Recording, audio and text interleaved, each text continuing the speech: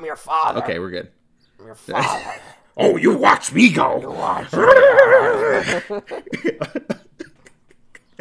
What does he say? Hello. What does he say when he's the janitor and they like keep him in profile so you don't know who he is? And he's like, I'm the new janitor. It's like, I'm the new janitor. Guy. It's like, oh, I wonder who that is. With his dogs. Hello, everyone. Welcome back to the Waffle Press Retrospective. Failed Blockbusters, Season 2. We're talking about Ang Lee's Hulk today. Yeah. Cut to Nick Nolte montage. Yeah. Nick Nolte. I'm your host, Diego Crespo. With me, as always, is my co-host, Matt Garingo. No joke, the Nick Nolte mugshot is exactly how I look right now. Like, I just kind of fell out of bed today. I'm wearing a Hawaiian shirt. Oh, that's incredible. So, that's a good Halloween costume. Fucking DUI Nick Nolte. Oh, yeah. Fuck yeah. I mean, hey.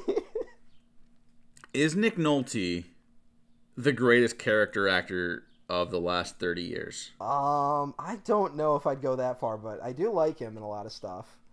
Yeah, I fucking love him. I love him as an actor. 48 Hours. I don't 48 Hours is one of my favorite movies. He's good in Cape Fear, where he's like not like he has that voice, and he's not playing the bad guy. Yeah. Thin Red Line, where he's like, I don't care what you're going over that hill, like, or he's like a maniac. And now I don't know what he does. Tropic Thunder. Oh yeah. Oh my. He is in Tropic Thunder. Yeah. That's where it's kind of like, that's quick. Like, what year is this? Hulk is 2003. Tropic Thunder's 5 years later. So that's like how quickly it went from like Nick Nolte is just like in braces that he's like kind of looks like a crazy homeless man forever now. I mean, who among us? Put them in the shit. I just remember that in Tropic Thunder. All right. Let's talk about Ang Lee's Hulk. Let's talk about Ang Lee's Hulk. When did you first watch Ang Lee's Hulk? I saw Ang Lee's Hulk in the theater when it was released. As did I. As a child. Yeah. What do you remember making of it? I remember even as a kid understanding that it was very dark. I was still at that age where like I basically liked any movie I went to see, but I also definitely got the vibe of like, you know, like when you walk out of a movie and like everyone's kind of like woo, like had a good time. I did not have that vibe walking out of Hulk. It's kind of similar to again, not my opinion of the movie, but when I walked out of Matrix Revolutions, which is I believe the same year, 2003, right?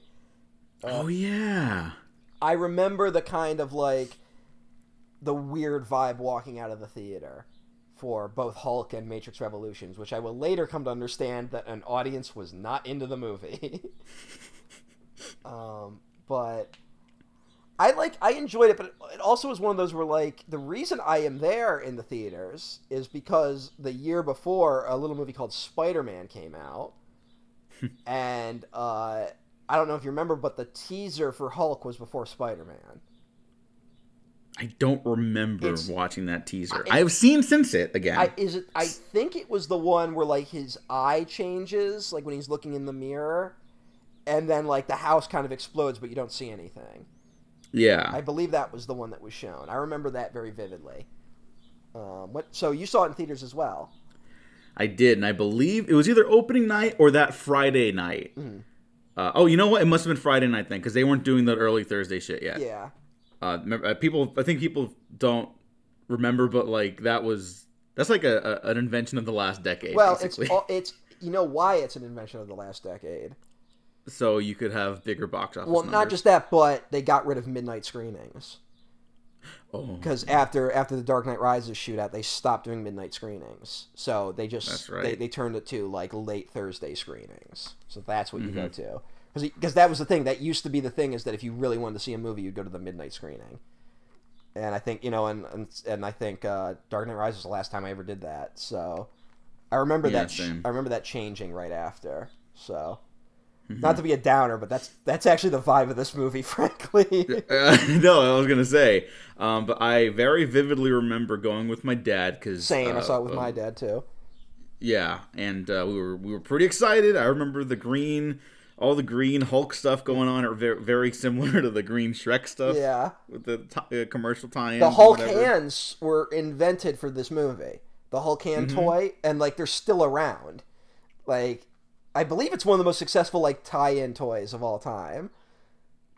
Which is hilarious. Yeah. Again, hindsight. It's like here's these Hulk hands to punch your friends with. Now watch this movie about child abuse. Now, walking out of the theater, I remember enjoying it, or at least being engaged the whole time. Not understanding what I had just seen. Like, the weight of what it was actually about. I was like, yeah, there wasn't that much action, but I didn't really look away. And I think I've always kind of liked it.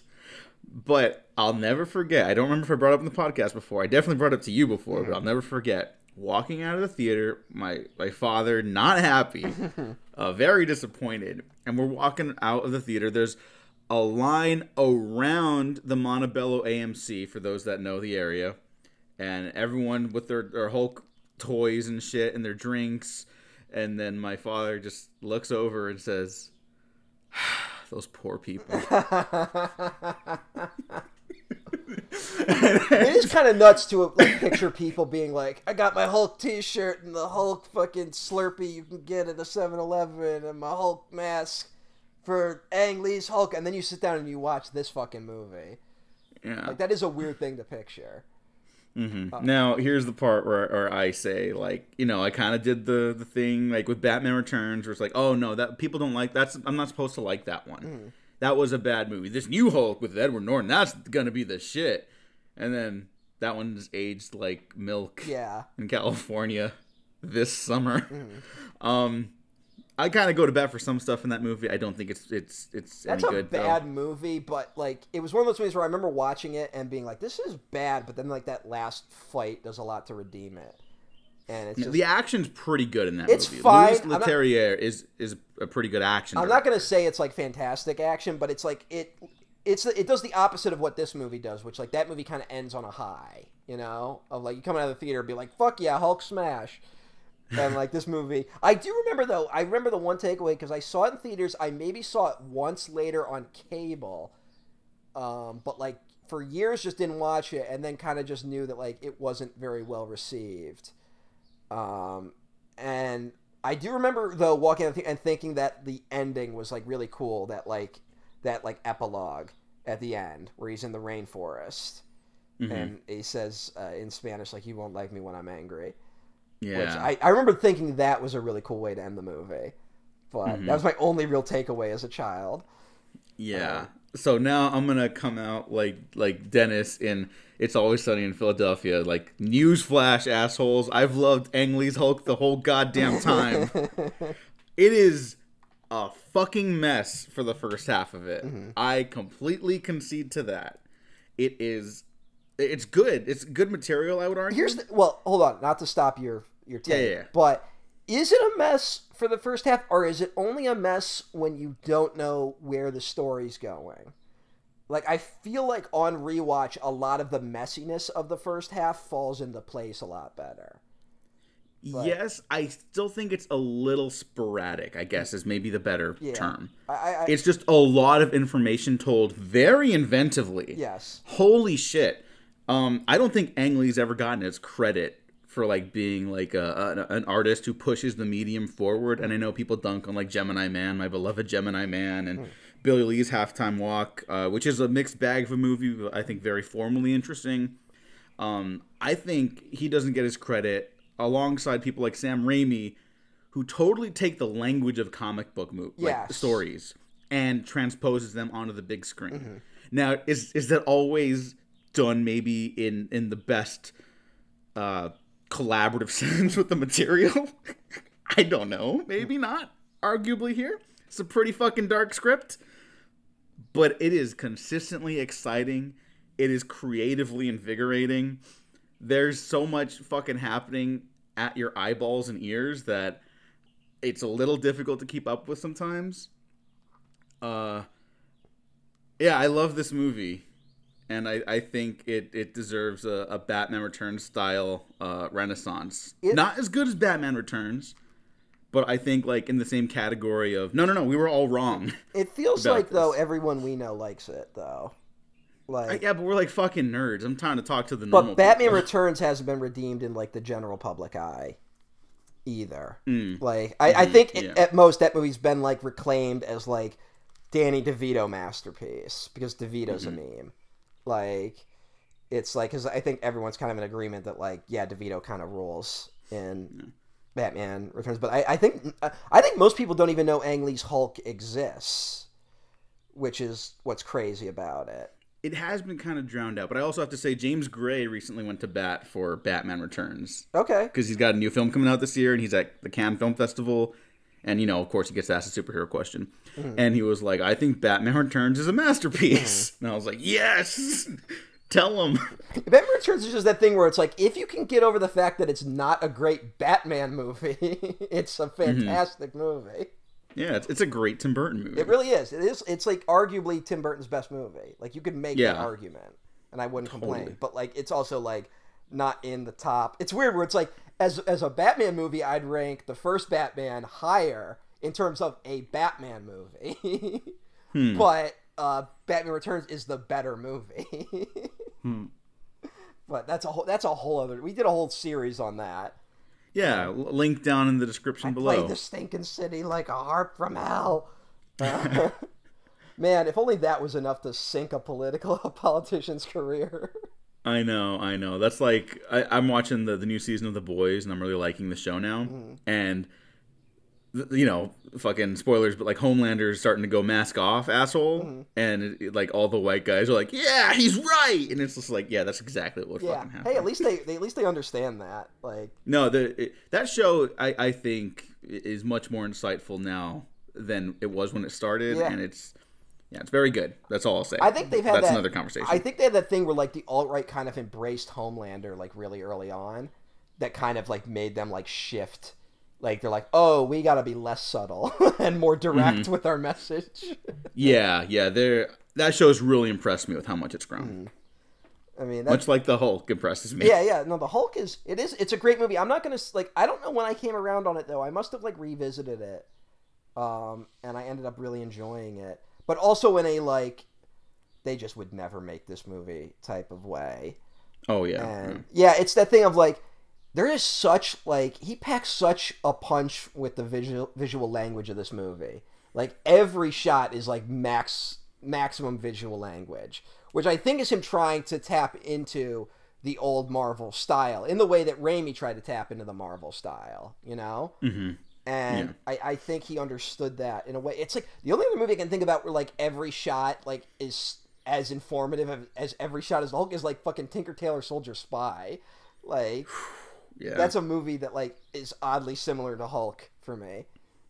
But yeah, it's one where it's one where like I love it, but you also totally understand why like it kind of didn't play with the general public. And you know, maybe if we lived in a society that cared about art, it would have done better, but we don't. So wild. It's just a wild movie. We should talk about how... I'll say this is a full-on recommendation, I think, for both of us. You should go check it out before we spoil anything. Yeah. If you can, you know. It's totally worth it. The other hang-up that I think people have is that the Hulk doesn't look great. Oddly, like, the green skin of the Hulk is, like, really green. Which I think is a choice. Like, that's not a mistake. I think that's what Lee was going for. He's like, I want it to be, like, uncomfortably green. Which I'm like, all right, cool. Like, this is just, like, we don't understand flesh tones yet, you know? Like, it's early. Like, ILM, I think, did it. Yes. And I think this is ILM trying to catch up with, like, the Golem of it all, you know? Oh, yeah, definitely. This is that weird era where, like, there's that boom of CGI, like, after... Jurassic Park, right? That people are like, we can suddenly do everything, and then it becomes very clear that, like, no, you can't.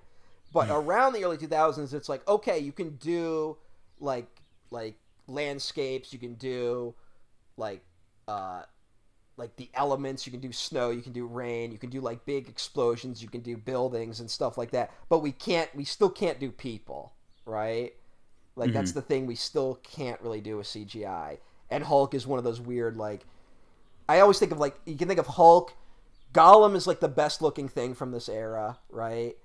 You think of the big burly brawl scene in Matrix Reloaded, also same year. And you know, like how, like, that's just like, it's just CG, you know, like, yeah. I also think Pirates of the Caribbean, which they get a lot of leeway because they're like undead pirate guys in it, right? But it's, you know, it's aged. It hasn't aged perfectly. They get away with it because it's kind of stylized, whereas the Hulk, visually, I understand that being a hang up for people with this. And what's weird is that his pants actually look worse than the skin. Yeah, I actually kind of like the look of the Hulk in this. The pants look awful. I like it in the way that, like, I was always like, you know how you watch an old movie with stop motion effects and it's like, yeah, it doesn't look real, but it's got a charm to it. I think early CGI is starting to get that charm, where it's like, yes, it doesn't look real, but there's something kind of charming about how it doesn't look real.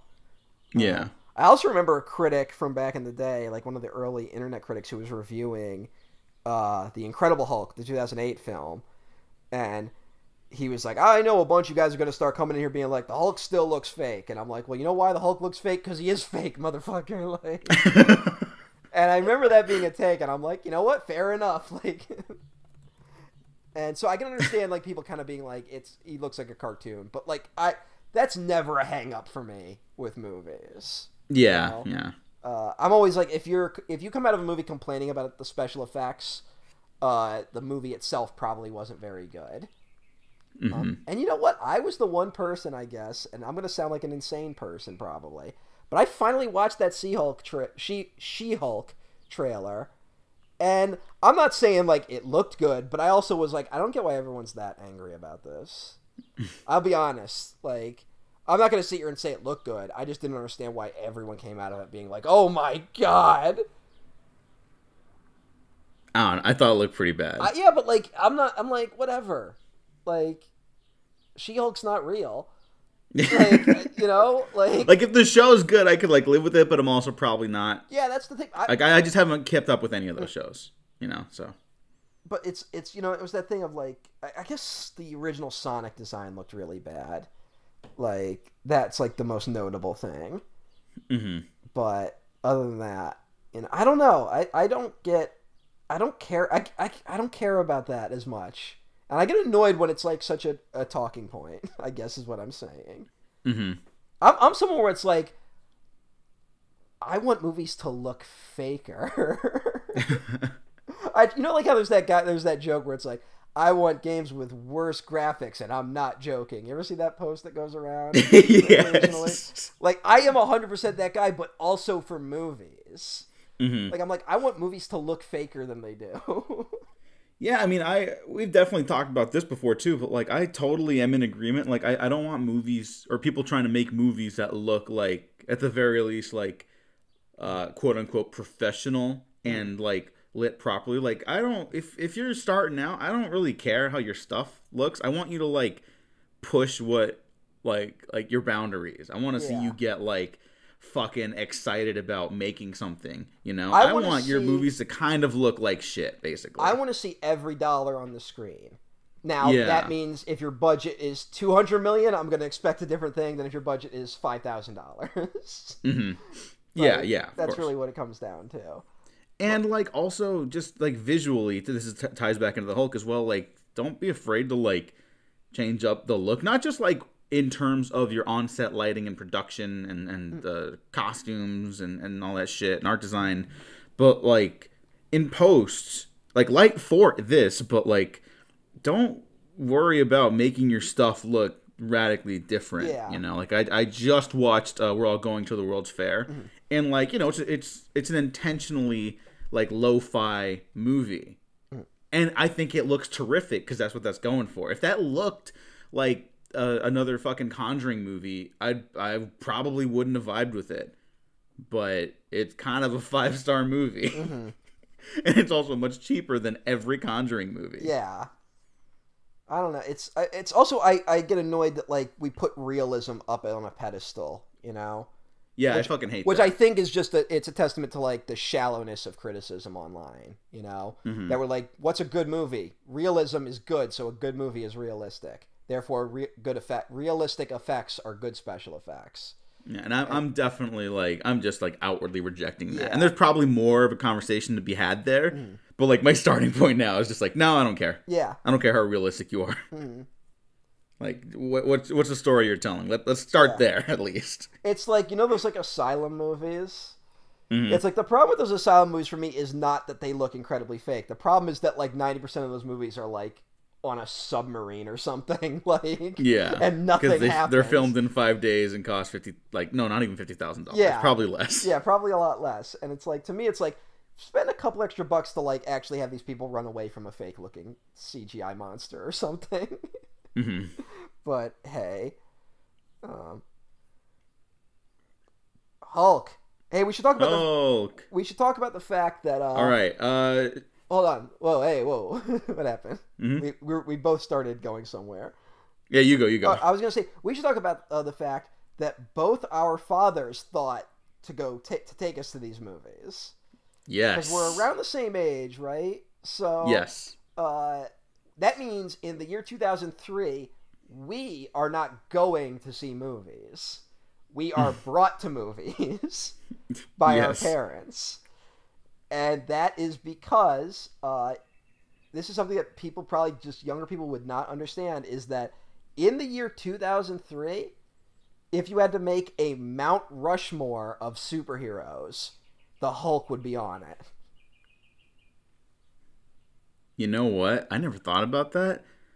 That's kind of true. In 2003, the superheroes that you know, that your father knows, and that your grandfather knows, I think there's only 5.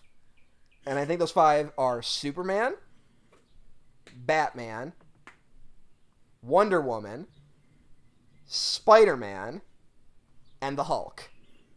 I think those are the 5. And what do 4 of those 5 have in common? They're men. No, actually, I wasn't even going to say that, but that is one of them.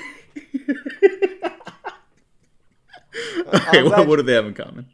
4 of them, including the one woman, 4 of them had TV shows.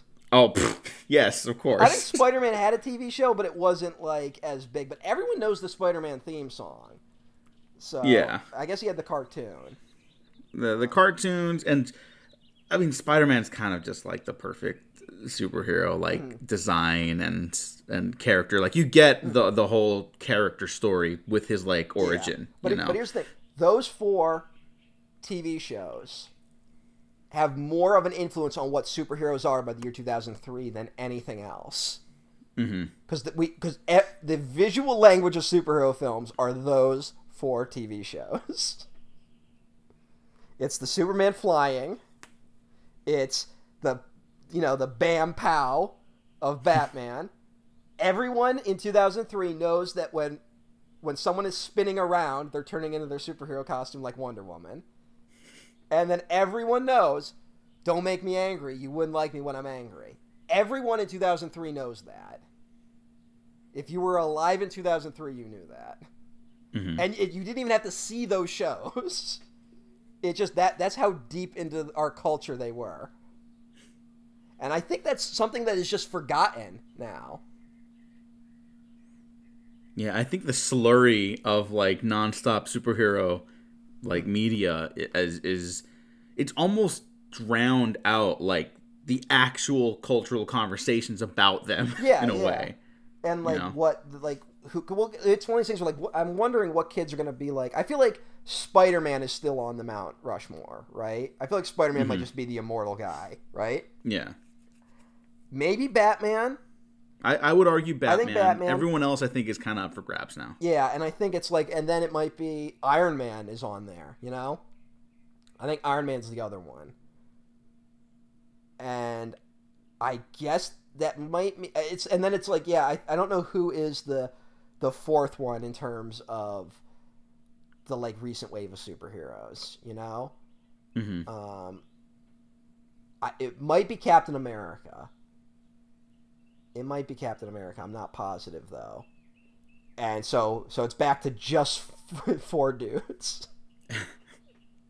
Apologies to Wonder Woman. Yeah, I mean, it's the thing of like Wonder Woman. It was that thing of like why it was so ridiculous it took that long to get a Wonder Woman movie made. Because I would argue in 2003 Wonder Woman is as popular as the Hulk. You know, and they totally could have made a Wonder Woman movie in 2003, and it was just like that was like pure sexism stopping that. And then by the time we finally, speaking of sexism, don't forget who almost wrote that movie. Oh yeah. Well, that's a whole... Yeah, I guess 2003 it would have been the Joss Whedon Wonder Woman, which would have been bad. But yeah, it's, you know, it's... By the time Wonder Woman comes around in 2017, it's like... Also, it's not her first cinematic appearance. They had to do a cameo in BVS. And by then, it's like... It's a little late, you know? And I like that first Wonder Woman movie for what it is. And it's kind of sad that Wonder Woman I feel like should have gotten that moment that all those other superheroes got, because all of them, Superman, Batman, Hulk, and Spider-Man, all have these examples of pre-MCU, pre-shared universe bullshit, you know? Yeah. Where it's like, now if you're going to bring a superhero to the big screen, you have to tie it into the shared universe. And that's what makes like something like the Hulk, the Raimi Spider-Man, the Burton Schumacher Batmans, and the original Superman series, like these weird like objects now, because they are these before times, and they kind of reflect like how our opinions of superhero have changed, and something that just might never change again, because like everything is like this weird slurry now. Should we talk about who else worked on this film before Ang Lee? We should, I guess, because it's also weird where it's like, I think the last Hulk TV movie is in like 1992. Really? Yeah, it's one of those things that like went on forever. Let me check real quick. Yeah, The Death of the Incredible Hulk, which was 1990. Whoa. Yeah. Does he die? I don't know. I've never seen it. Okay. I've seen the Trial of the Incredible Hulk, which is one of those like crazy things where like Daredevil is technically in it. Oh yeah, I heard about that. Matt Murdock is his lawyer, I believe. And unfortunately, Bill Bixby also like passes away like shortly after that, which is something I didn't even know. Like it was so weird where I was like, why didn't Bill Bixby have a cameo in this movie? And I'm like, oh, he had passed away in like '93. Like, that's kind of wild. Yeah. But yeah, but like the moment that thing airs, it's like, okay, we got to make a Hulk movie now. Like now we have to actually do a real Hulk movie. And so yeah, it went through a few people with like Gail Ann Hurd and Avi Arad like behind the scenes trying to get it done, right? Yeah.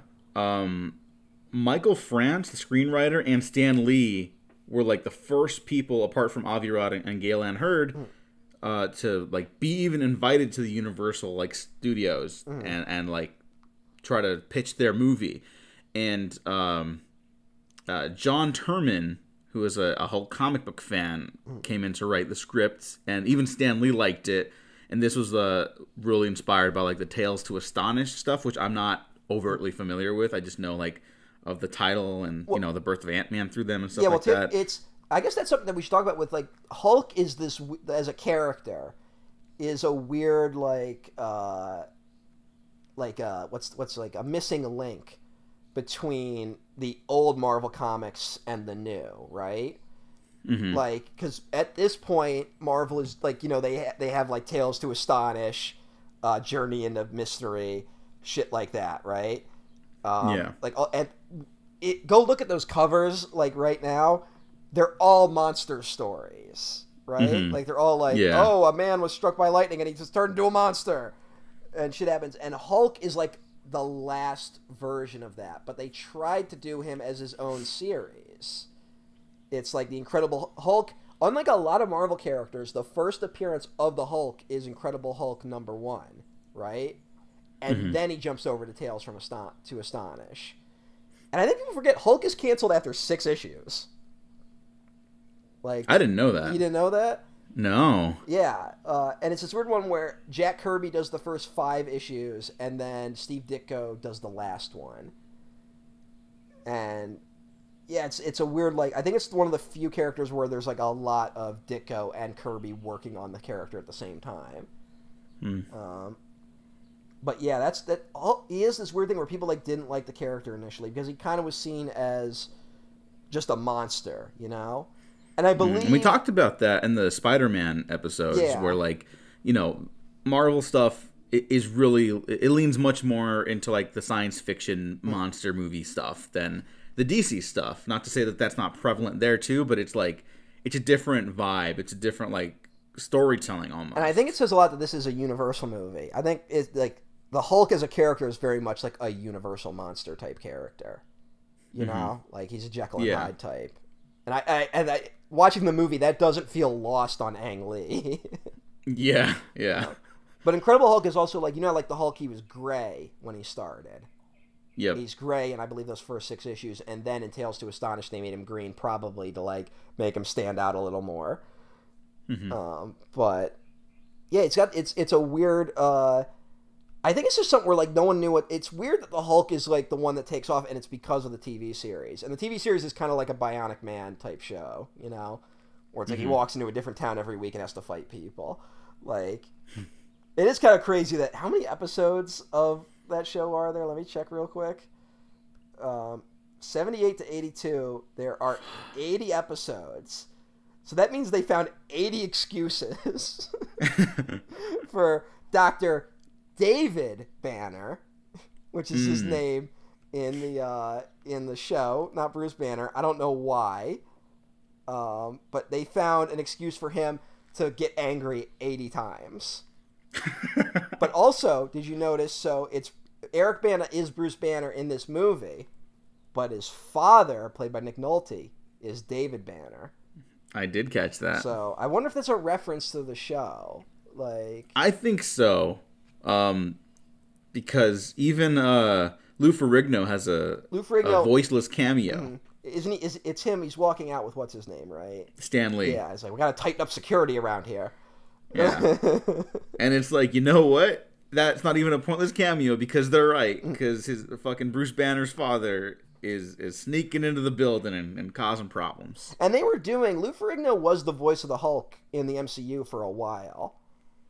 Like, for the first, like, few appearances, they still had Lou Ferrigno doing the voice of the Hulk.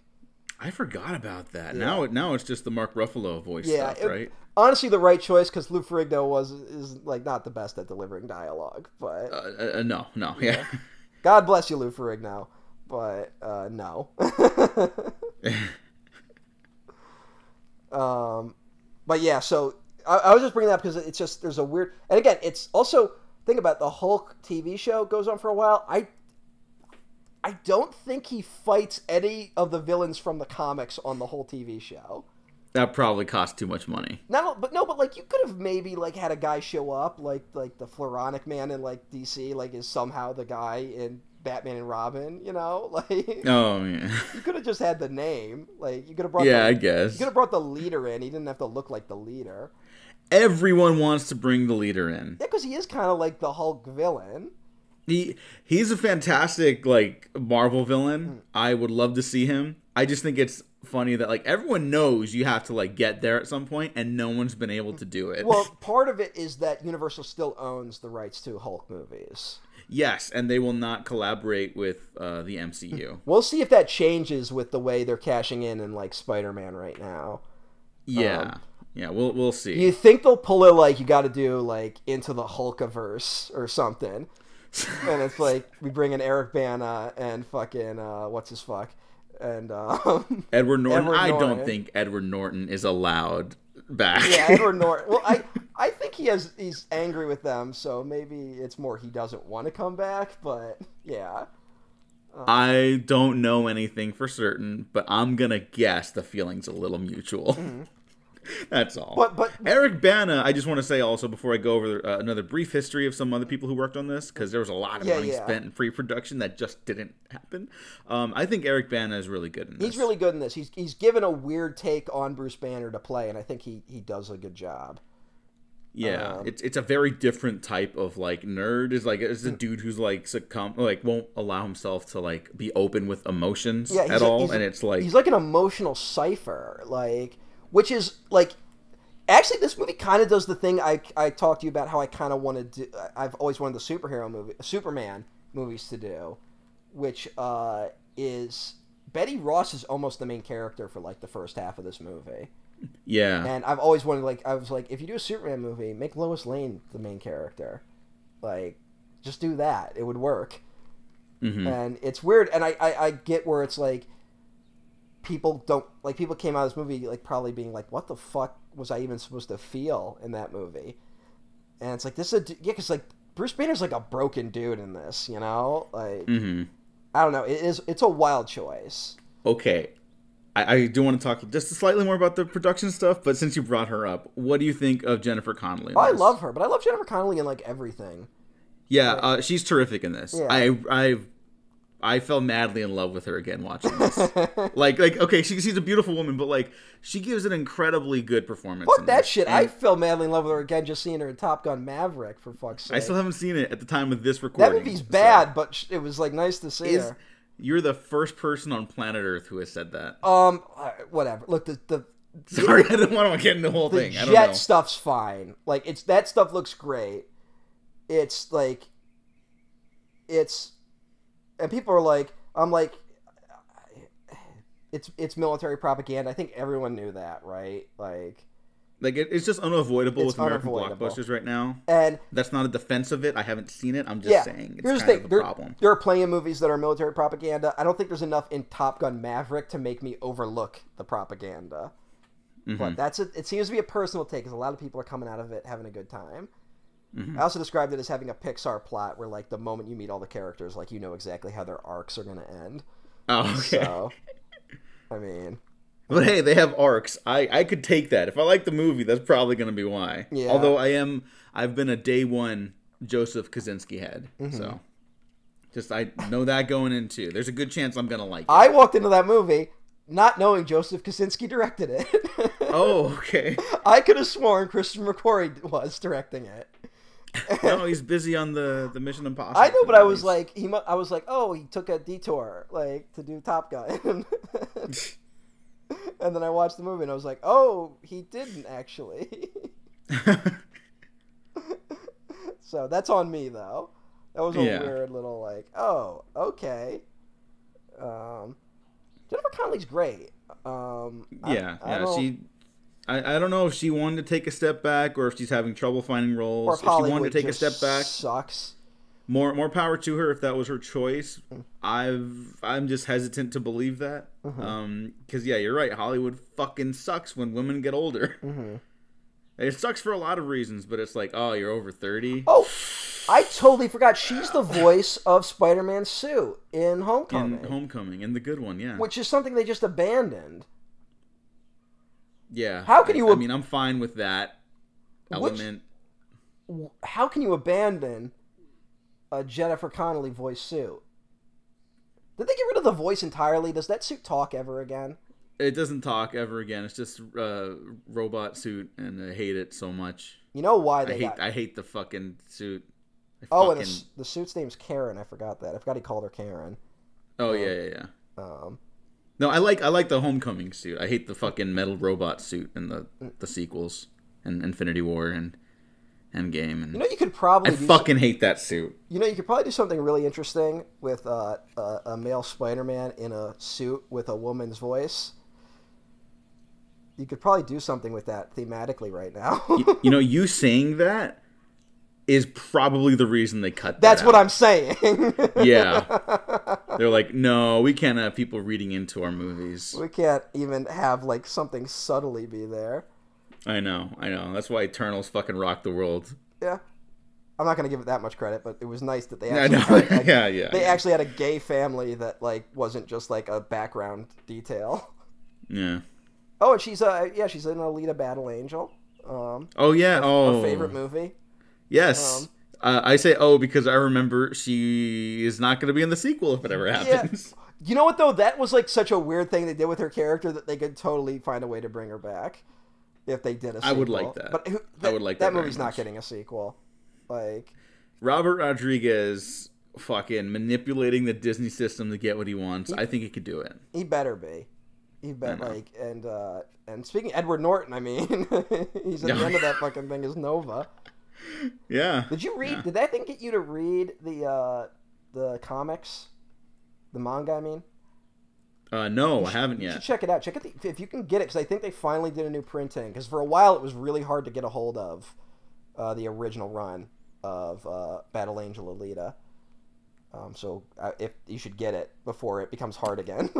Okay, yeah. I'll track it down. I have it on my shelf, and it's like 3 different publishers publish like a 9-volume series. So it's like different, like they look totally different from each other. Oh, okay. But it was worth it because it's like great. It's one of the best because it's only 9 volumes too, so it's not like an endless runner. So. Yeah, Jennifer Connelly's terrific. Some backtracking just really quick because I want a lot of stuff I'm about to mention will pop up in future Hulk appearances. Here's the thing though, how did we forget to put not just Alita Battle Angel on the list, but Dark City, which she's in, and The Rocketeer? We could save those bullets. Just for everyone listening, we have basically our season planned out. We might have added a little. We might have added, we keep adding stuff. But if it doesn't we don't get to it this season, it will be in a future season, because this is a fun series. I guess next season will be the failed blockbuster and Jennifer Connelly retrospective. I'm not complaining. No one will. Yeah. If they we're gonna find them and teach them a lesson. If you complain about Jennifer Connelly, I'm gonna show up in your walls. Well, not sure if that's the place you want to be to get revenge. Well, I'm gonna pop out of the walls and they're sleeping like fucking Freddy Krueger. Yeah. All right. John Turman wrote 10 drafts and also, like everyone else, pits the Hulk against General Ross, which is obviously what you do. He's the one who wanted to introduce the leader first. Rick Jones was going to be involved. Brian Banner was going to be the explanation for Bruce's anger, which, does happen in this movie as well, even though it's David Banner. Universal wasn't really happy with that. I think Universal was like, they kept wanting the Hulk to fight, like, terrorists, I remember reading. Yeah, they wanted that, and then people were like, what the fuck? What's this weird? About? It's this weird era where they're like, people like you'll write a superhero script and be like, oh yeah, and I brought in the leader. He's a villain from the comics, and the studio's like, the fuck are you doing, bringing in another one of these goofy characters? Just have him punch something else.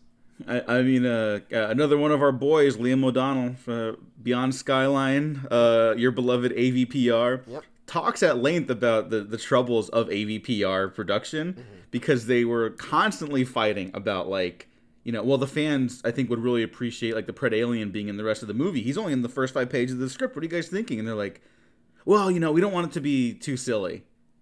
And it's like, what the fuck are you talking? It's Alien versus Predator. What do you want? So wait, who didn't want it to be too silly? The Fox executives. They were like, well, we don't really care what the fans want. And, like, look, the fans have everything they want now, and it's obnoxious. Yeah. There is something to delivering the story that, you're hired to tell. Isn't the Fox, the guy who had a Fox at that time is the one who has that quote where they were like, I think it was about X-Men 3. They're like, so what is in this that, like, the fans could look forward to? And he had a quote where it's like, why would we make this for the fans? We already have their money. Like, that was the quote he gave. Yeah, that's a terrible quote. I do kind of love it. Not for the reasons he said it. That guy sounds like an asshole. Nerd culture has changed in a way, like, but it is kind of like I'm not going to say based Tom Rothman, because why would I do that? But, like, that quote, like, it's so changed culturally that I kind of love it in a vacuum. There's a happy medium between, like, overly, like, devoted to the fans and zero fan service, like that. Yeah, like Matt Reeves, who just did the Batman. I listened to his commentary, which is terrific, by the way. I highly recommend it. Even if you don't like that movie, it's worth checking out the commentary track for it. And he was talking about, like, well, I needed a Batman car chase, a Bat car chase, because that's what the Batman, like, films are so, like, compelling, like, action wise, and he goes into a whole tangent about it. But he finds a way to, like, marry it with, like, character like direction and story momentum. And so it's like, I'm sure he didn't just put it in there just for fans. I don't think he's that type of filmmaker, frankly. But there is something to that, you know? Yeah. Like, you don't have to reject joy from these stories when watching either. I don't think it's wrong that if you're sitting down adapting a comic book character meant for children, as an adult being like, well, what is it about this character I liked as a child, right? Mm-hmm. And then you're like, oh, the Batmobile. I should do something fun with the Batmobile. I don't think that's a wrong way to approach it. Yeah. You know, it's the opposite of like cynicism, I think. I think there's like almost a sort of purity to that kind of like enjoyment. The cynical version is like throwing Venom in the Spider-Man 3 because it'll sell more toys. Yeah. Right? That's the cynical version of it. But I was thinking, it's like, you know, like because I think you keep seeing, we'll talk more about it, but like there's a real push to have the Hulk like fight either like other monsters or like terrorists, right? Mm-hmm. And it's this weird like where I think about how we had how many Superman films do we have at this point? We have six Superman films, like, and we're not going to count Justice League. Yeah, I'm not counting BVS or Justice League, and that's not even saying they're not sequels or anything ridiculous. I'm just saying straight up solo Superman movies. Yeah. We have 6. Not a one of them has Brainiac in it. Like, and I'm not saying like you gotta do Brainiac. Like I'm saying it. I'm just saying like it seems weird that you're not like the superhero should fight a super villain. And it's like, what do you got this time? It's like, I don't know, we got Richard Pryor. And it's like, what about Nuclear Man? It's like, it's a weird, baffling way they used to make, not just Superman movies, because I also, reading the development, it does read very similar to the weird development cycle that the Tim Burton Planet of the Apes film did. Like the 10-year run-up it took to get it, where it basically turns into like, whoever comes in the room with a pitch next gets the movie.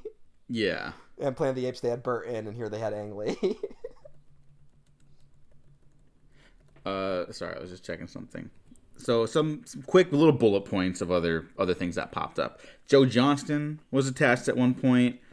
Jonathan Hensley became the co-producer. He is the husband of Gail Ann Hurd. At the time, and, I believe. He rewrote the script because people were really happy with his work on Joe Johnston's Jumanji, so they were working out. And then Johnston drops out of directing in like July of 1997, and he ends up doing October Sky, which I remember being a very sweet little film. Haven't seen it in years, but I remember that. Laura Dern's great in it. All right, I'm a Joe Johnston fan. It's a bummer his career like just kind of fizzled out at the end. Yeah.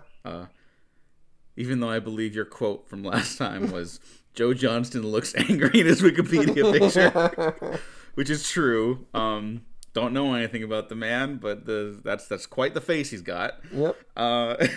And then Hensley convinces Universal to let him direct the Hulk. This will be his feature debut. Zach Penn would rewrite that script. There would be his script had the Hulk fight sharks. Yeah, a school of sharks, mind you. That's wild. And then this is the most interesting part to me. Moments where Dr. Banner realizes he can't have sex without triggering the Hulk. And then a sequence that was like big in superheroes in the 90s. The like weird like I can't have sex because of my powers. Yeah. That's weird. That was weird. There's a lot to read into that. Yeah. And then there's a sequence with Banner transforming by falling out of a helicopter. Yeah, both of those scenes are in the 2008 film. Because Zach Penn wrote that one too. Yeah. And the helicopter thing they like repeated like twice. Oh, they do it in Thor Ragnarok. It's not a helicopter. They do it in Age of Ultron. Oh yeah. Wait, do they? Yeah, Black Widow pushes him out of the thing. No, they're just in the hole. No, but I thought they pushed him out of a helicopter. No, she pushes him. Whatever, that movie sucks. So it doesn't. It's unfortunately very interesting. It's a very bad movie. The person who created it is a monster. A waste of time. Anyways, the Hulk stuff I find very fascinating, and we're gonna continue. You think a monster could at least make a better monster movie?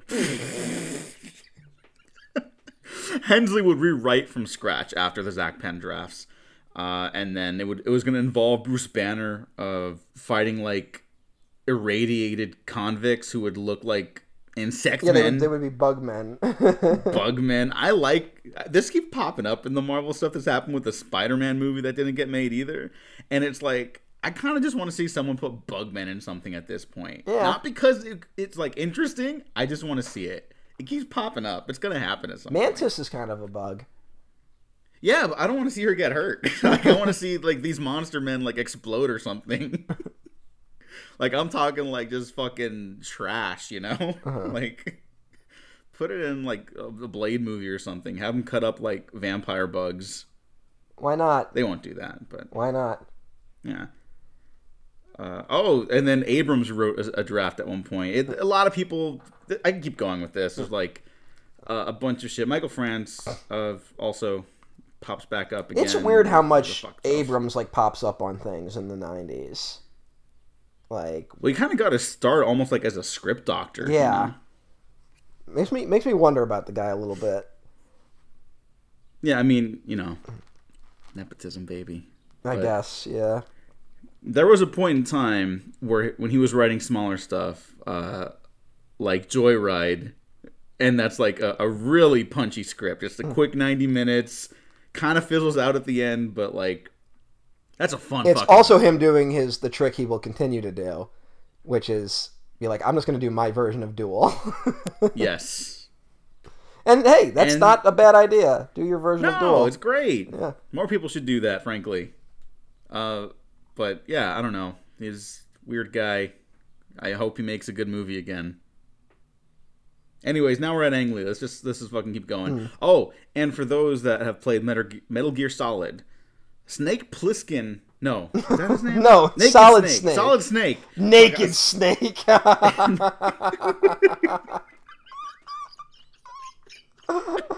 Solid Snake himself, David Hayter, rewrote Solid the script Naked Snake.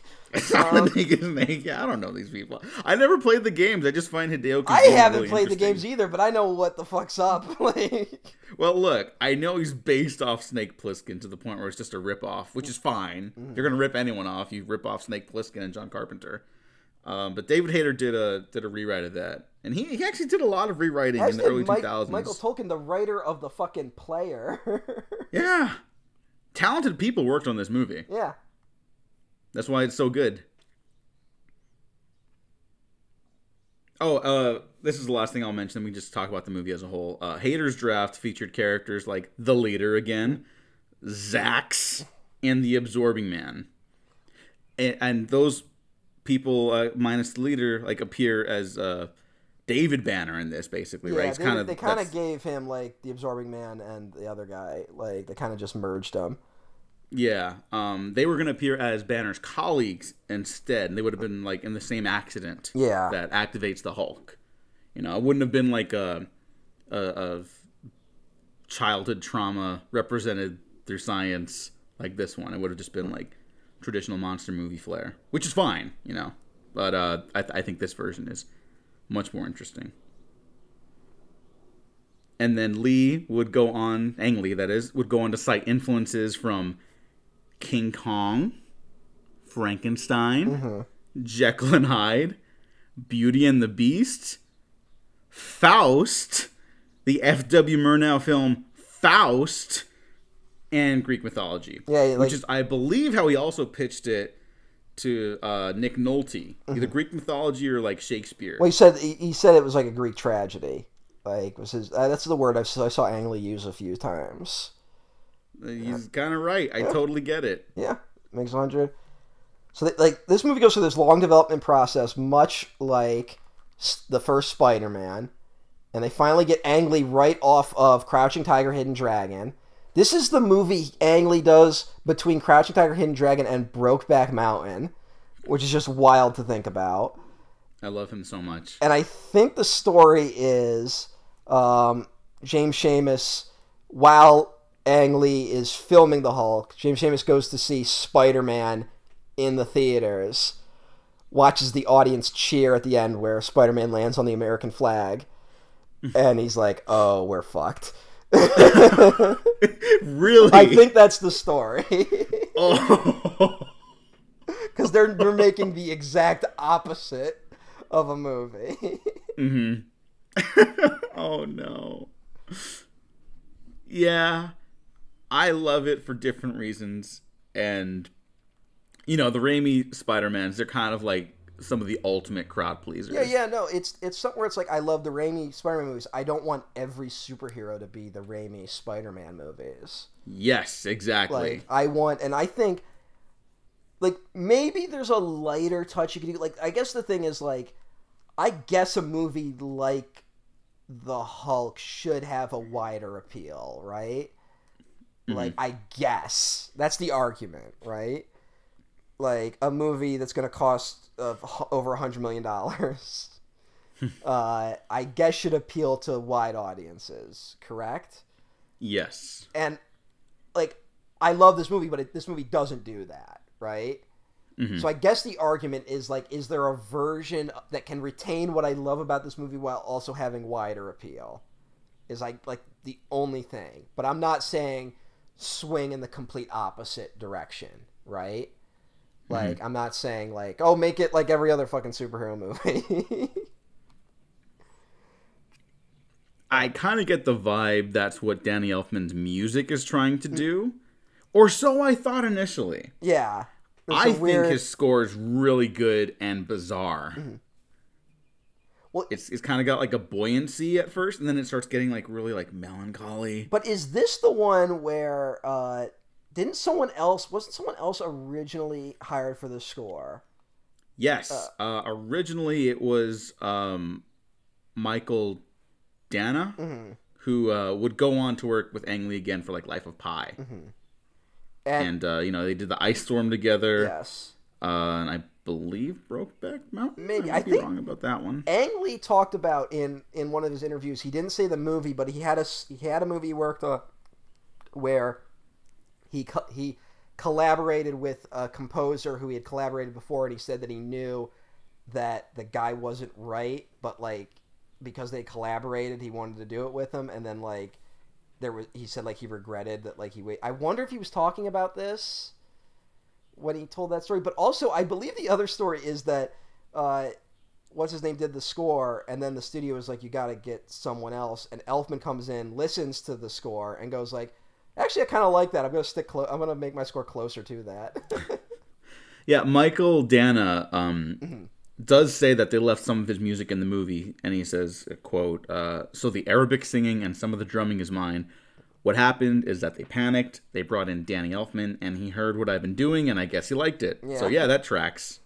When could you, like, couldn't get away with Arabic singing in your score? When is the last year you can get away with that? I want to say like 2008 or something. Maybe 2008. When is The Mist? Because The Mist has that at the end. 2008. So that's it. All right. Yeah, that might be it. I think that was the last year you could get away with it. Mm-hmm. It's effective, honestly. It's an effective choice, but it's also like, now if you heard it, you'd be like, fuck you. Yeah. But now, is it genuinely purposeful given the imagery it pops up during? Or is it just like exoticism, Orientalism? It might be both. But I think this is a pretty radical film in terms of like positioning the military as full-on antagonists. Yes. The character of Talbot, who is very clearly like a fervent capitalist, who's like basically a rabid dog. Yeah. Which I love a lot. He just his life gets more miserable the moment he meets Bruce Banner, mm-hmm. and he fucking everyone knows the clip. I'm not gonna play it, but you know the clip when he dies. It's fucking terrific. And I don't know. Am I reading too much into it that it was like an immediate kind of response to the fervent militarism of the American military? I mean, well, here's the thing. You got Ang Lee as a director, right? Mm-hmm. And I'm not trying to. I don't want to I don't want to paint people with like a broad strokes, but there is something to foreign directors coming into America and making movies about America, right? Mm-hmm. And they have a take on it. And I think that militarism, even though it might just be coincidental, but I bet you he was just generally critical of American militarism.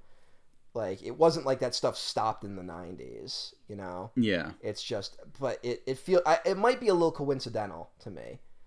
Okay, well, because in Gemini Man, which is almost 20 years after this movie, the American military and like military contractors are also antagonists again in that film. Well, no, I'm saying I think that Lee definitely has something to say about the American military-industrial complex. I'm just saying I don't think it had anything to do with how our military was behaving specifically in the early 2000s. Mm-hmm. I just think he had a general problem with it.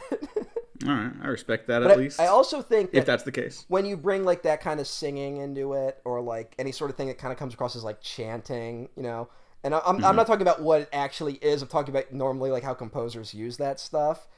There's kind of a more like, I think there's trying to be like a more like in touch with like nature element to it, and I think there is so much about the Hulk in his relationship to landscapes in this movie, and I think that's a big part of the comic books too. You know, like the best sequence in this movie is like the Hulk leaping through the desert, right? Yeah, which is straight from the comics. Like, I think he's playing a little bit with that, and also I don't know if you know this, but I believe the unproduced sequel to this movie, like that, and by unproduced I mean like they probably held a few meetings, but like it was never gonna happen, right? Mm-hmm. Like, and then just whatever they had on the table was eventually turned into Incredible Hulk 2008. I believe some of the stuff I read that like leaked out of it was that the Hulk was going to end up on like a Native American like reservation, and that was going to be a big part of that story of kind of like getting in touch with like the Earth, you know. Mm-hmm. And I think that was going to be a big part of the sequel. So maybe that makes a lot of sense. I'm glad you brought up like the character's relationship to nature, specifically in this film too. Like I was very moved by this film. It's a shockingly moving movie, considering there is like a battle with like mutant dogs in the middle of it. Oh yeah, what do you think about the dogs? That's just fucking wild.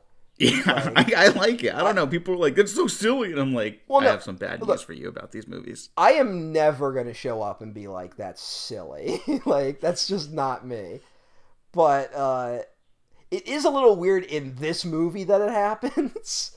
But it is something that's like kind of like gross. Like it's kind of like off-putting, and that's what I kind of like about it. Because it is like fucking. Because it's like David Banner just like mutates these dogs. Like, yeah, well, it's his continued cycle of abuse. Yeah, it's wild. You know, it's just he doesn't have his kid around, so he's got to take it out on something else. Mm-hmm. You know, and like we also mentioned, this movie's about a lot, but you know, it's fundamentally like the narrative thrust of the film is about the relationship these two kids, Bruce Banner and Betty Ross, have to their fathers. Yeah.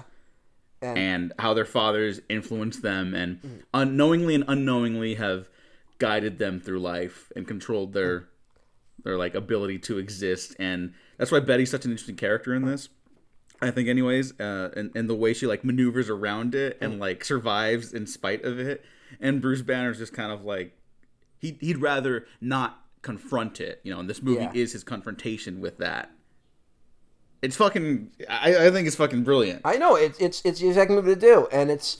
I mean, it is. I believe it's in the comics in like the 70s or 80s. They reveal that the Hulk. They're like the reason why the Hulk has so much anger is because he was a victim of child abuse, right? Mm-hmm. Like, and that's this movie is just building off of that like majorly, and it's both. It's something. It's a needle that gets threaded very well here, and it's like I've seen other movies try to do it and like fail miserably, where it's like it's both that like his father was abusive to his wife and his son, but also that his father was like straight up experimenting on his son, you know. Mm-hmm. So it's like the metaphor becomes like physical in a way. Like it's like, you know, like you know, it's always like we're all the product of our parents. Like we all kind of become like our parents at some point, you know. And like there are and it's not like a destined thing. It's not like we're gonna be the exact disasters or exact heroes our parents were. It's just that influences us no matter what. And this is a movie where like not only does that, but like literally your father injected you with stuff. Yeah. that is going to affect who you are. And it works. And it's this thing that they just will never do in comic books again, which is such a shame, that comics are these type of stories where you can explore something like that in a way that a child can understand it, and you can kind of wrestle with something really heavy. And in a way that doesn't feel exploitative, you know? That doesn't feel grim for grimness sake, you know? Yeah. And I mean, it's a movie that's like stuck in my brain since I saw it, even though I couldn't like wrestle with everything that was happening in it at the time. And I think it is important that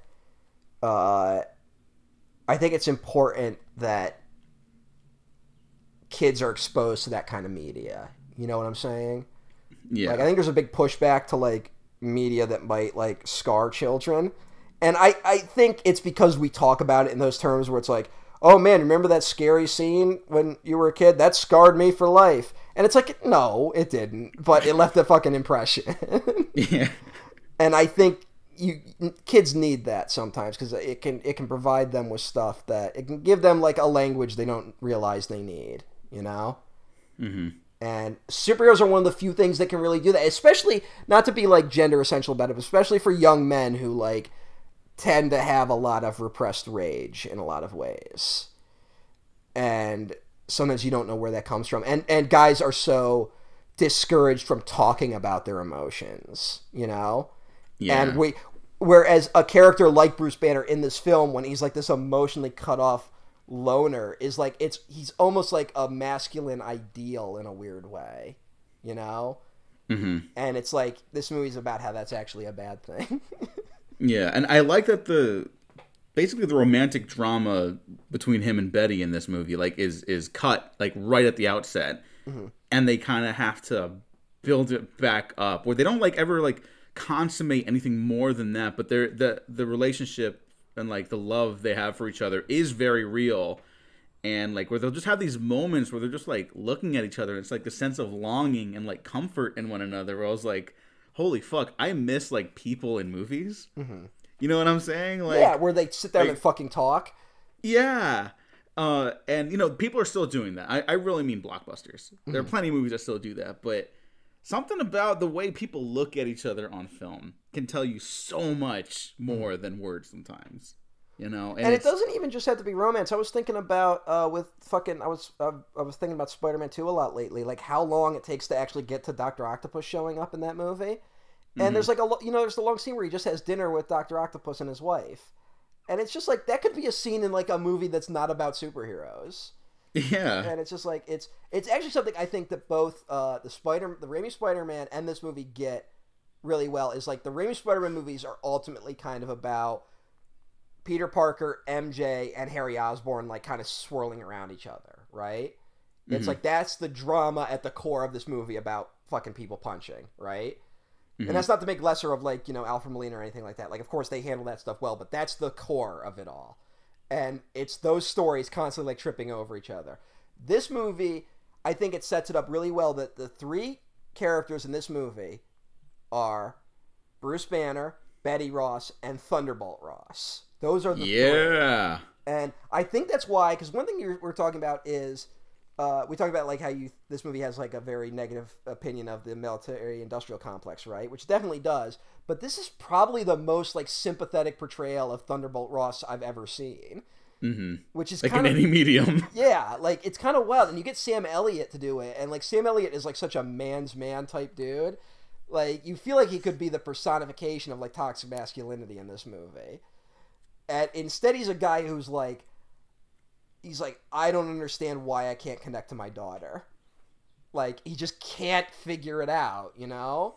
Mm-hmm. And it's like, what is that doing in this movie? But it's perfect. And it understands that if you're going to keep making these movies, they're going to keep being about those three characters, you know? Like, yeah, you can bring in the absorbing man or the leader and stuff like that, but it's going to be about those three characters. And you have to get them right before you can get anything else right. And that's where this movie really shines. What the fuck does the Hulk know about the American West? Sorry. I haven't listened to that full interview, but that clip was that was something. Very silly. That was something. That was it. But Sam Elliott is terrific in this too, and yes, he does have the greatest voice in the history of American cinema, arguably. And he just looks like Thunderbolt Ross. Yeah, Like, it's perfect. He just has like the exact build of Thunderbolt Ross. Yeah, and no disrespect to the late great William Hurt, who was also kind of terrific, obviously, and also kind of a fucked up dude. Yeah. You know, he's dead, so you know. Yeah. But, yeah, he's gone now. So his last movie is Black Widow, I think. That's disappointing. I mean, hey, what are you gonna do? Wasn't there some joke Brian Cox made about him recently, like at the THR roundtable? Maybe, but also like Brian Cox, it seems to be turned into the guy who's like talking shit about everyone. Yeah, like, which is kind of fun. It's interesting. I mean, Brian Cox is like, he's like 80, right? So he's like, I only got a few more years. Like, yeah, I'm fucking fuck swing it. wildly. I'm talking down to everyone. But yeah, Sam Elliott in this is really terrific. And talking again about how people look at each other like on film. The look of disdain he gives Bruce, like the moment he meets him, in spite of the appearance he's trying to put on in front of Betty, his daughter, he cannot see past Bruce's father. Like he's made his decision about that guy the moment he's met him. Also, and I would argue there's a struggle at some point for Betty to try and see Bruce differently, but it's like never gonna happen. You know? Yes. Like he's predisposed to hating this kid no matter what. Can we talk about how the guys they got to play young Thunderbolt Ross and young David Banner look insanely like Sam Elliott and Nick Nolte? Yeah. How did they do that? To the point where, when I was younger, I just thought it was like, oh, they just kind of put him in makeup that made him look younger. Like, I'm like, oh no, those are different actors. Yeah, the actors are Todd Tesson and Paul Kersey as young Thaddeus Ross and young David Banner, respectively. Don't know those guys. I don't think they do anything anymore. So okay, well they're fucking perfect. It's just wild for those young roles. It's just kind of nuts. That's a good movie. Yeah. Just a couple more things I want to shout out. Josh Lucas, who he's great at playing an asshole. Yeah, great asshole role. Yeah, this is a terrific one. This I really love his death scene. This is dry run for the character he will eventually play in Ford v Ferrari. Yes, that is exactly who that is. And Nick Nolte as the mix of Absorbing Man and Zax is just what another fucking level of like misery, because he's also like pathetic. Like he's openly a pathetic man. He's pathetic, but he's also like, what I did was right. Like, it's so fucking wild. Yes. Like, and he'll never understand like anything else. Like, when his fucking son's all chained up in front of him, he's like, I just want to see my boy before I'm locked up. Yeah. And then he's like, I didn't come here to see you. I came here to see my real son. Yeah. Oh my God. And it's just like, that's pretty fucked up. Yeah. Like, that's some heavy shit. And then, he goes fucking crazy with the electricity and somehow looks even more crazy than he did previously, which I didn't think was possible. It shouldn't be, but it is. But he does it. And then I just really love the final moment where he's like, all right, you want my fucking power, Dad? Like, fucking take it all then. And it's like too much for him to handle. I was like, this is kind of incredible. Yeah. And it deserves a lot more respect. Superhero movies do not build to a resolution like that anymore. No. Like, it'll never happen again. It really won't. Like, I think it can. You know what? I think that the new Batman movie builds to like an emotional catharsis in a really. But even that, they had to blow up the seawalls and flood the whole city. Like. Oh yeah. Okay. You're talking like in terms of scale. With the I'm talking about like where it's literally like conclusion. the two characters are like sitting down for like a good chunk of it and just staring at each other. Like, yeah. Twitter pal Brandon Streisnig also loves this movie, and he mentioned that like only Ang Lee would consider like having the father and son confrontation, the protagonist and antagonist, set in what's basically a black box theater. I know, it's so good. It's terrific. This is, I don't know if it's a 5-star movie. It's a 5-star. It's a 5-star movie. It's a 5-star. Yeah. All right. Unless you're a coward.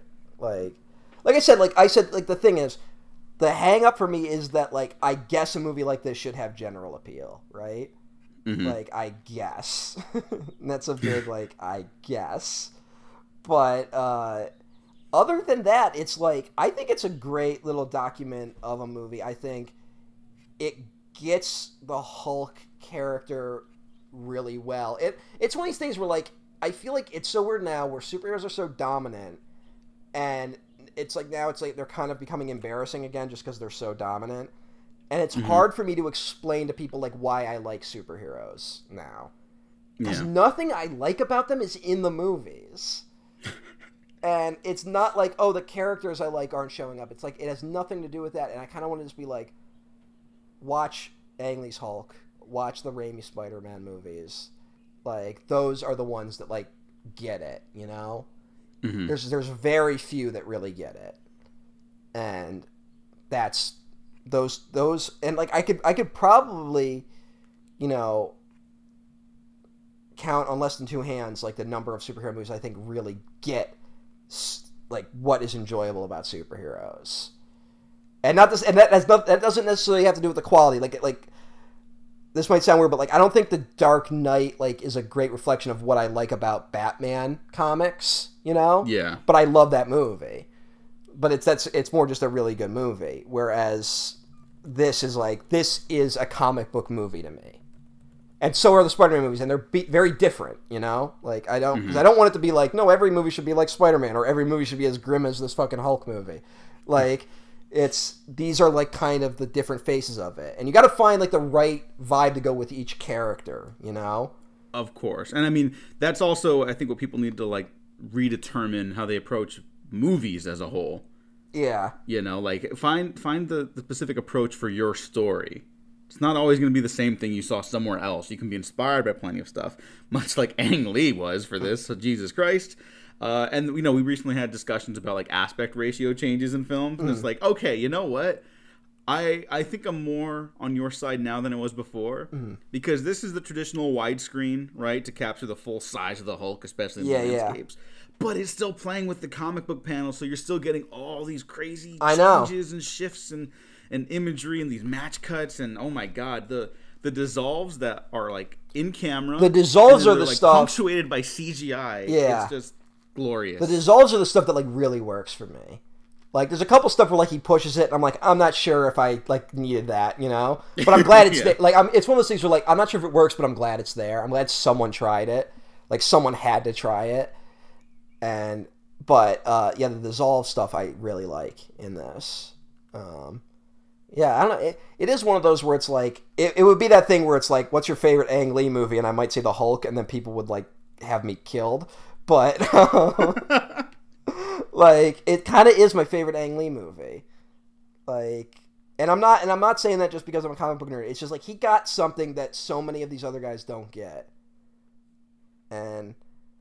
I could go on at length what that might be, but I would just tell you to watch the movie, because it's worth it. Yeah, go watch Ang Lee's Hulk again. Oh, a frog explodes in this, if that makes you upset. Oh yeah, I forgot about that. We forgot to talk about the best thing about this movie, though. I don't know what else we missed. Well, it's early CGI era. It is a year after The Two Towers has dropped. Oh my god. Which was a big push forward in motion capture, allegedly. Oh my god.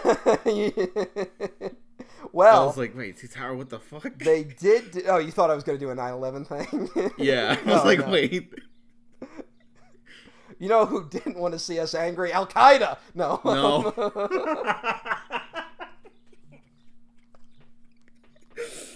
I am sorry. I'm really sorry. You know what? That's the movie people wanted in 2003. That's the sad thing. I think so. Like, that's the movie people would have wanted to see. Like, people are like, actually, anger is good. That's the problem. That's what their culture was in 2003. I would argue it's now that more than ever. No, it definitely shifted away for a few years. Briefly it shifted, and now we're back to that. But this was definitely like a big, like, violence is good, actually. And Ang Lee was like, no, it's not. But what I was going to say is they had to do some motion capture for the Hulk, and the guy they got to do it was Ang Lee. Yeah! And you can find a video of fucking Ang Lee just wilding out as the Hulk. And it's well because Ang Lee in like every interview is like a really quiet and reserved guy. Like he seems like a calm and chill dude, and he's like on set being like, "Okay, you ready to go with this?" And then it's like okay, and action. Like, it's like the best. Yeah, it's terrific. I don't know if I'm going to make it the intro or the outro, but it's going somewhere. It's got to go somewhere, but I got to say something. Watching his movements and watching how the Hulk moves in this, it feels like, even though the CGI has gotten a lot better, it feels like they're still using these movements as a template for the Hulk. Maybe he just got it right on the first go, and everyone else was like, you know what? Well, I think it's part of that, but what I'm saying is that means Ang Lee is in the Marvel Cinematic Universe. Yes! That he defined how the Hulk moves in the way that Raimi defined how Spider-Man swings. I think Ang Lee defined how the Hulk moves, how he's supposed to move. And I think that's kind of beautiful. That is, well, because that's such a hard thing to really get. And I'm glad that someone got it. And yeah, this is a great movie. It's a great movie. Roger Ebert gave it 3 stars. Oh, there you go, Raj. I was kind of expecting Roger to give it a negative review. No, he said whether Hulk will appeal to its primary audience, teenage science fiction fans, is hard to say. No doubt it will set the usual box office record. Oh, well, he was wrong on that one. Sorry, Roger. Yeah, but will it reach audiences who will respond to its dramatic ambition? Ang Lee has boldly taken the broad outlines of a comic book story and transformed them to his own purposes. This is a comic book movie for people who wouldn't be caught dead at a comic book movie. See, I kind of agree, kind of disagree there. Yeah, it's not 100% correct. But I think he hit on something where it's like, I don't know. It's unfortunately, I think he's like got the opposite of it. But whatever. But he's right with what Ang Lee was going for. Yeah, and I'm glad Ang Lee went for it. I think Roger Ebert gives the first Spider-Man a negative review. Yes, he gave it a thumbs down. Yeah. I'll never forget that because that's when I was watching it like on Sundays at the movies and shit, and I was like, "What the fuck is this guy talking about? It's the greatest movie ever." And I still think that, so fuck off, Roger Ebert. Lisa Schwartzbaum of Entertainment Weekly stated, "A big-budget comic book adaptation has rarely felt so humorless and intellectually defensive about its own pulpy roots," which is just wrong. Yeah. Lisa Schwartzbaum, I should say, is the person who gave Burn After Reading a negative review, which is why I canceled my subscription to Entertainment Weekly. Which is a real thing I did. That's pretty great. That's what they deserve for that. Yeah. Hey. Everyone's entitled to their opinion. Yeah, just like we are when we talked about this. If you didn't like this movie, don't let us know. 2 years later, Ang Lee makes Brokeback Mountain. Yeah, so just think about that. I mean, or don't. I'm not your boss. I don't know. Matt, thanks for joining me. Yes. Where can the people find you? I'm at EmperorOTN1 at Twitter.com. And you could find me within the walls of your household if you don't like this movie. Judging. Everyone else can find me on... Plotting. And everyone else can find me on Twitter.com at the Diego Crespo and at the Waffle Press on Twitter, YouTube, SoundCloud, Spotify, iTunes, and Patreon, where you can get early access to the next episode of this, which I have to decide right now. Hey, before you decide, I have to give a special message to one of our listeners. Yes. Ethan, leave me the fuck alone. I'm recording a podcast. That's for you. Does he want to watch like Lupin or something like that? No, he sent me something, and he's like, "Your package arrived," and I'm like, "Yeah, I'll fucking get to it." And he's been like, "What's taking you?" Like, I'm recording a fucking podcast, trying to cut a fucking spot, Tony. All right. I'm plugging in the numbers, randomizing the order. Next up, we are talking about the Hudsucker Proxy. The Hudsucker Proxy! Yeah! Woo! Hey, it's a good shift. We're going right back to Raimi in a way. I know. There was a recent Patrick Willems video about it. Yeah. I will not refer to any of it because... well, we're going to have to a little bit. He took the fucking wins out of our sales a little bit. I know, I know. I kind of want to scramble the numbers again. But it's fine. It's fine. It's fine. Yeah. It's a good video. I doubt there's major overlap between the 3 Waffle Press listeners. Yes. No, I'm sure one of them also watches Patrick Willems. Yeah, maybe. We'll see. Yeah. All right. So thanks for listening. Thanks for watching. Like and subscribe. If you didn't like this episode, like and subscribe anyways, because you might find something you do like. So thanks for listening. Thanks for watching. We have been professionally unprofessional.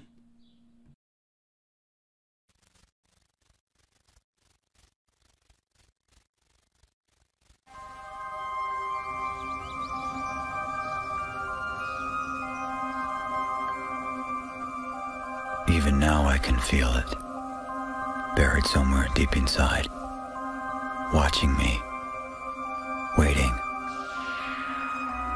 But you know what scares me the most? When I can't fight it anymore, when it takes over, when I totally lose control. I like